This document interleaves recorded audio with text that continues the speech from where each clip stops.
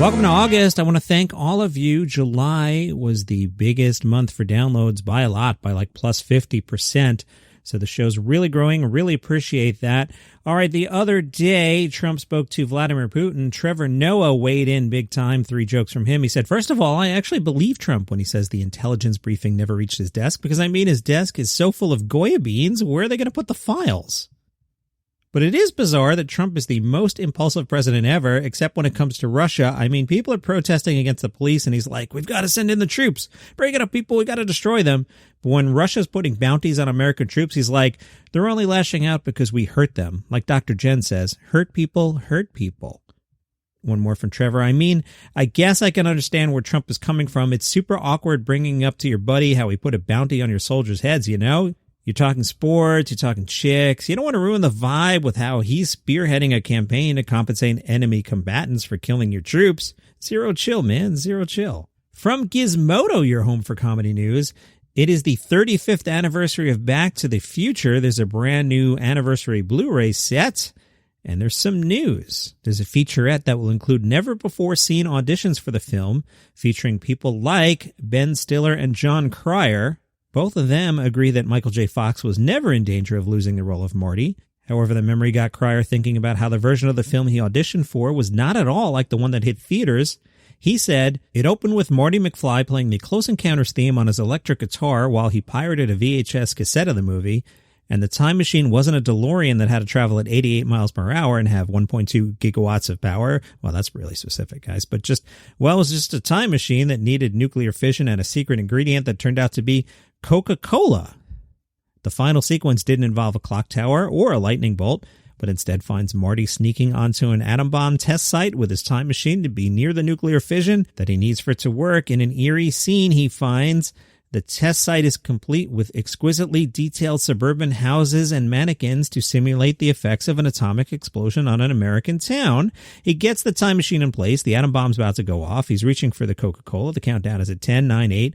When he slips and drops the bottle, it shatters on the ground. He's all out of Coke. He panics, but then he remembers he's in the 1950s, and any self-respecting American suburban home has a bottle of Coke in the refrigerator.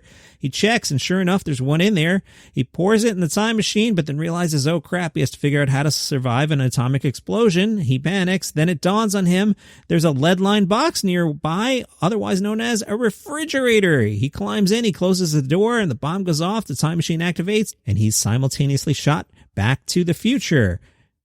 Does that sound familiar? Yeah. Clearly, Spielberg loved the scene and repurposed it decades later in Indiana Jones and the Kingdom of the Crystal Skull. Ben Stiller does not remember any of those details at all. Screen Crush points out that Cryer's recollection of this early version of Back to the Future is only partially accurate. He's right about the fridge and the Coke, but the fridge was actually the time machine itself, not something powered by the nuclear explosion. Even after the time-traveling fridge was jettisoned for a DeLorean, the idea of a nuclear explosion sending it through time continued to be developed. There are even animated storyboards showing what that might have looked like. That's a lot of fun, right? I also, that entire time I'm reading the story, I had such a hard time saying Marty because I'm on such a Rick and Morty kick now. And in case you don't get the joke, Rick and Morty's making fun of Back to the Future. More from Parade Magazine's interview with Jim Gaffigan. Hey, Jim Gaffigan, did your observational comedy style come naturally? Jim said, I tried different things on. It took a while to discover who I am, but authenticity is important. He's very authentic. And if you pretend to be someone you're not, the audience picks it up. I do pick that up. Is that why you've embraced being a family-friendly comic? Jim says, nobody pays to see a comedian because they don't curse. I suppose there are comedians that like to be irreverent and brave, but if it's not funny, then those bolder adjectives don't matter. It's strange about the whole clean thing. I do curse in everyday life. I'm from Indiana. You curse if you stub your toe. But if you're telling a joke for the 5th time, do you really need to curse, or can you think of a better adjective? Tammy Pescatelli spoke to the Canton Reps. She said, I do think some things needed canceled or called out, and I'm glad we had time to take a look at it, but then I related to cleaning with my grandmother. Once the house is clean, we don't need to scrub the bricks with a toothbrush, you know what I mean? She would just find something else to clean. That's like my wife. She said, when people want to be offended, they tend to find what they're looking for. In comedy, it's the hardest because it's not meant to be in 30-second snippets or 140 characters. You're supposed to consume comedy in that comic's entirety, Not only did we have the quarantine where people couldn't go anywhere, but the world changed. People started taking umbrage with certain words or things you might have said. A lot of times people are going crazy because they're interpreting your words in the voice in their head. I'm an outspoken loudmouth. There's no interpreter for me other than some fat guy reading daily comedy news in my voice, apparently. If I want to say it in a way that's offensive, I know how to. John Cleese would probably agree. He spoke to the Chicago Tribune. He's promoting a special that he's doing tomorrow night that I'll tell you about in a second. He had originally planned to take his one-man show, Why There Is No Hope, on tour this fall. But, pandemic and stuff. So he said, why not stream it? So he decided to stream it. He said, so we're going to do it in a small theater in the UK, and we're going to have maybe 40 people there, carefully socially distanced, so that I can do the speech to them. So they might giggle now and then to encourage me.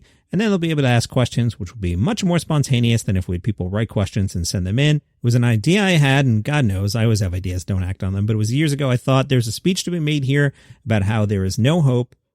Not that there's no hope for us individually, but there's no hope that we'll ever live in an intelligent, fair, kind, well-organized society. So if this interests you, Why There Is No Hope, tomorrow, Sunday, August 2nd, 6 p.m. Eastern. I'm sure if you Google it, you will find the link, and it's PG-13. Some material may be inappropriate for children under 13. I lost my note here. I want to tell you it was only like $15. It wasn't anything crazy for sure.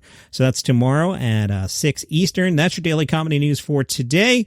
And I'll be back tomorrow. Subscribe and rate and review and all that later.